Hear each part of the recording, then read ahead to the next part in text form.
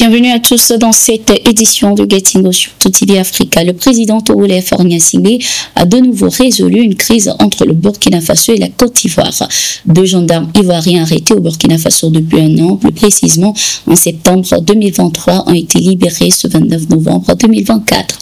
L'annonce de leur retour dans leur pays a été faite par le porte-parole du gouvernement ivoirien Amadou Coulibaly ce 5 décembre 2024. Cette libération a été rendue possible grâce à la médiation du président togolais Faure Gnassingbé. Selon le porte-parole, le président Alassane Ouattara a exprimé ses vifs remerciements à son homologue togolais pour son implication personnelle dans le dénouement de cette affaire.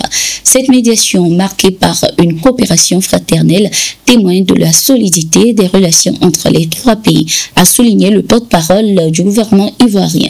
Les deux gendarmes ivoiriens affectés à l'escadron de Bouna avaient traversé la frontière pour se rendre sur le territoire burkinabé sans autorisation, estimant qu'ils étaient à la poursuite d'oppailleurs clandestins. Une version à laquelle le gouvernement burkinabé n'a pas adhéré. Interpellés et transférés à Ouagadougou, ces gendarmes ont été détenus pendant 14 mois. Rappelons que le Burkina Faso accuse régulièrement la Côte d'Ivoire d'avoir mis en place des centres d'opération destinés à déstabiliser le pays. Ces accusations ont été également formulées de vive voix par le capitaine Ibrahim Traoré, président du Faso, affirmant détenir les preuves de l'existence de ces centres. Ils auront passé près de 7 mois derrière les barreaux. Les 11 leaders politiques arrêtés au Mali en juin lors d'une rencontre privée au domicile de l'un d'entre eux ont été libérés ce 5 décembre 2024. Cette libération, fruit d'une médiation intense, marque un tournant dans la crise politique que traverse le Mali. Ces leaders politiques pourront désormais rentrer chez eux. Bien que les activités des partis politiques avaient été suspendues pendant ce temps dans le pays, ces leaders tenaient en catimini une réunion. Ils étaient poursuivis pour tentative de déstabilisation, atteinte à la sûreté de l'État et trouble à l'ordre public.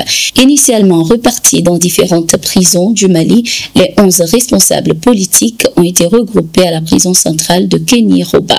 Le gouvernement malien avait suspendu les activités des partis politiques pour préserver l'ordre public et la cohésion sociale, une mesure qui avait suscité de vives critiques de la part de la classe politique et de la société civile qui y voyait une atteinte aux libertés fondamentale. La libération de ces leaders politiques fait naître un espoir chez de nombreux observateurs qui voient un retour à la stabilité politique, surtout après l'instruction donnée par le général Assimi Goïta au Premier ministre pour créer les conditions nécessaires à l'organisation d'élections transparentes et apaisées afin de mettre fin à la transition dans le pays. Après le Niger, c'est au tour du Mali de rebaptiser ses rues. Cette décision prise le 4 décembre 2024 lors du Conseil des ministres a pour objectif de valoriser l'histoire du pays et de ses grandes figures en renforçant ici la mémoire collective et l'identité nationale.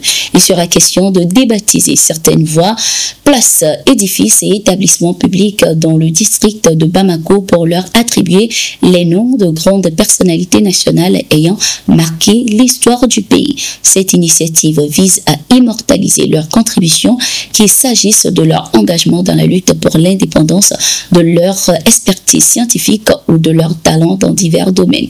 Le but est de promouvoir la connaissance de l'histoire et des grandes figures nationales, notamment auprès des jeunes générations pour leur fournir des modèles inspirants et des repères historiques solides. Cette décision permet un retour aux sources de l'histoire nationale. Depuis l'indépendance, les autorités maliennes ont entrepris des actions pour restaurer et réhabiliter l'histoire du pays, notamment en honorant les grandes personnalités qui ont marqué son parcours. Le pays a mis en place une politique culturelle orientée vers le retour à l'identité nationale en se débarrassant des symboles coloniaux et en rebaptisant de nombreuses voies, places et édifices publics en l'honneur de figures illustres du Mali et d'Afrique. Malgré ces efforts, il est constaté que de nombreuses personnalités importantes sont tombées dans l'oubli au fil du temps, pouvait-on lire dans le communiqué. Au Togo, la date des élections sénatoriales est désormais connue. Ces élections sont prévues pour le 2 février 2025. La campagne débute le 17 janvier et se clôturera le 31 janvier 2025. La caution est fixée à 300 000 francs CFA pour les hommes et 150 000 francs CFA pour les femmes dans le but d'encourager les candidatures féminines. Cette caution devra être versée versés au trésor public par chaque candidat dans les 48 heures suivant la publication de la liste provisoire des candidats. Depuis la nuit du 5 mars, le Togo a adopté un régime parlementaire après la promulgation de la nouvelle constitution par les députés de l'Assemblée nationale. Ces élections sénatoriales sont une première au Togo et l'une des dernières étapes de la mise en place de la nouvelle constitution. La communauté économique des États de l'Afrique de l'Ouest, CEDEAO, a exprimé sa solidarité à la Guinée suite au drame de Nzéré-Koré. L'institution sous-régionale a présenté ses sincères condoléances au gouvernement et au peuple de la République de Guinée.